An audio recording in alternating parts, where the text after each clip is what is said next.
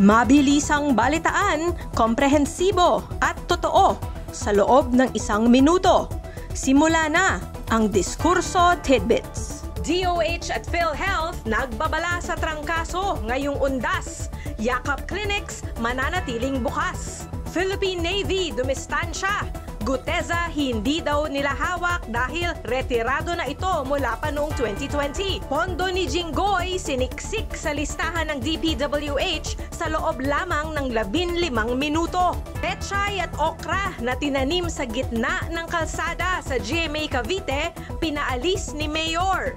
PCG spokesman bumuelta kay Barzaga. Kung World War III ang iniisip mo, magpatingin ka muna.